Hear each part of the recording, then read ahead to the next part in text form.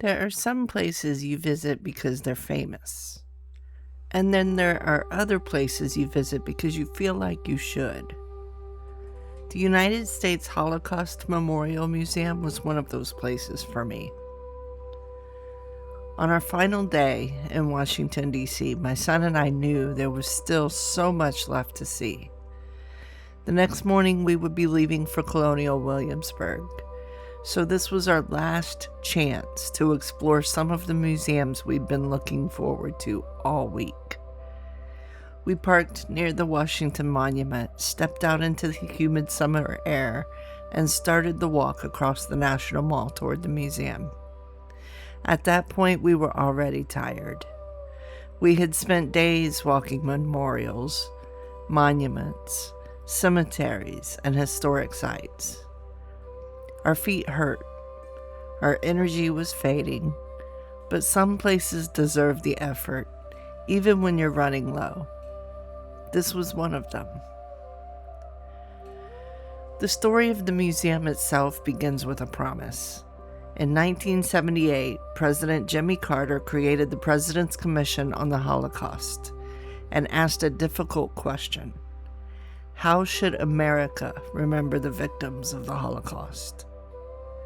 Leading that effort was Elie Wiesel, a survivor of Auschwitz and Buchenwald, who believed memory was not simply about the past, it was a responsibility to the future.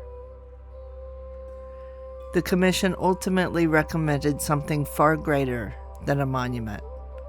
They envisioned a living memorial, a museum that would preserve the stories of victims, educate future generations, and help prevent atrocities from happening again. Congress approved the project. Private citizens helped fund it. And decades later, the museum opened its doors just steps away from the National Mall. That location feels intentional. Outside, Washington celebrates ideals, freedom, democracy, human rights. Inside the museum, visitors are confronted with what happens when those ideals fail. As soon as we entered, the atmosphere changed. People spoke quietly. Some didn't speak at all. Even in crowded spaces, there was a heaviness that settled over everything. Architect James Ingo Fried, who escaped Nazi Germany as a child, designed the building to be part of the experience. The structure isn't comfortable or reassuring. Exposed steel, stark brick walls, narrow passages, and unsettling spaces create a feeling that something is wrong, because something was. The museum tells the story of how an advanced modern society slowly descended into hatred, discrimination, and eventually genocide. And that's one of the most important lessons the museum teaches. It didn't happen overnight. It happened one step at a time. One law, one policy, one act of dehumanization, one excuse after another. As my son and I moved through the exhibits, we saw photographs of families, children, weddings, businesses, schools, and communities that once thrived across Europe. Ordinary lives.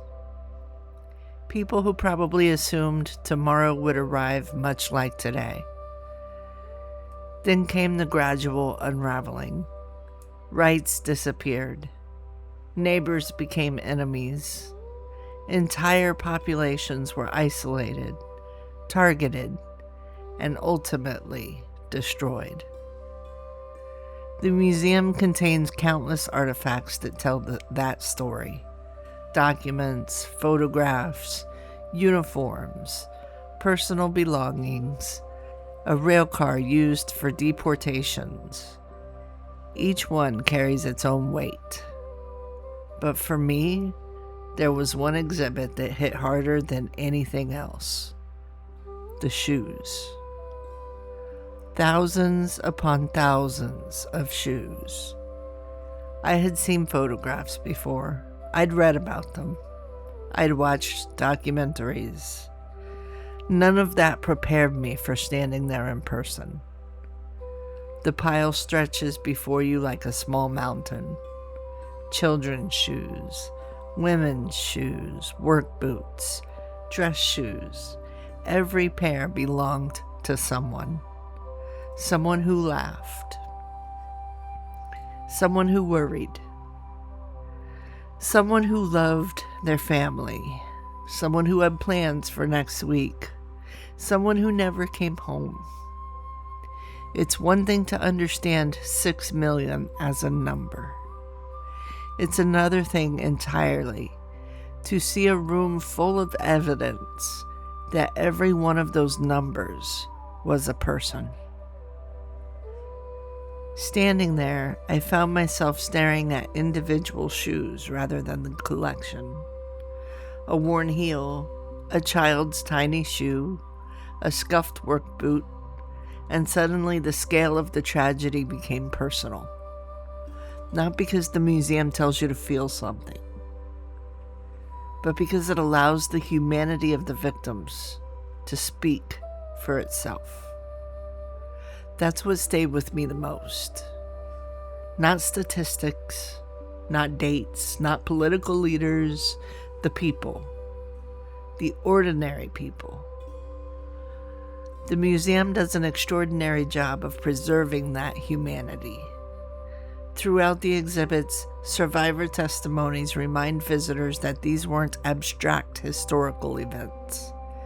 These were real lives, interrupted by unimaginable cruelty. Yet the museum is not solely about death. It's about resilience. It tells stories of resistance, stories of survival, stories of people who risked everything to save strangers, stories of families rebuilding their lives after liberation. The deeper we moved through the exhibits, the more I appreciated that balance.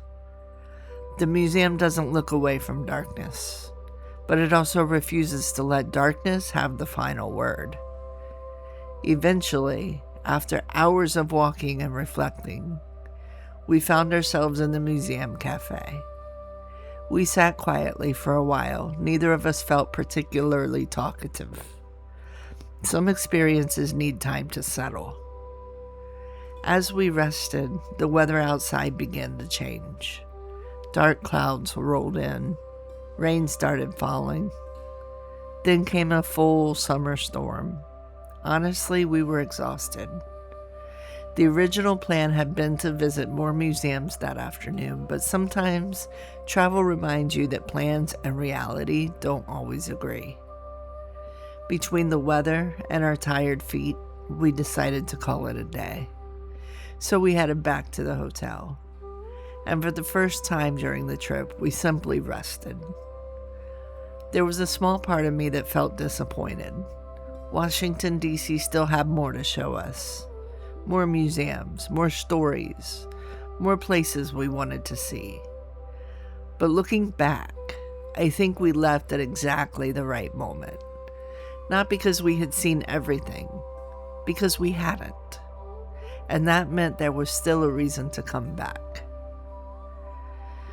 The Holocaust Memorial Museum isn't a place you visit for entertainment. It's a place you visit for perspective. It reminds us how fragile civilization can be, how quickly hatred can spread when left unchecked, and how important memory truly is. Today, the museum continues its mission through education, research, preservation, and genocide prevention efforts around the world. It remains exactly what its founders envisioned, a living memorial that challenges each generation to remember, learn, and act. As my son and I left Washington the next morning and pointed the truck toward Colonial Williamsburg, the DC chapter of our trip officially came to an end. We hadn't seen everything we'd planned to see, but we carried home far more than photographs and souvenirs. Some places teach history. Some places preserve history. And some places quietly ask what we're going to do with the lessons history leaves behind. The United States Holocaust Memorial Museum is one of those places. If you've ever visited the museum, I'd love to hear what stayed with you most. And if you enjoy exploring the stories, places, and moments that shape our shared history, be sure to subscribe and join us for the next stop down the road. Because the best adventures aren't in the guidebooks. They're personal.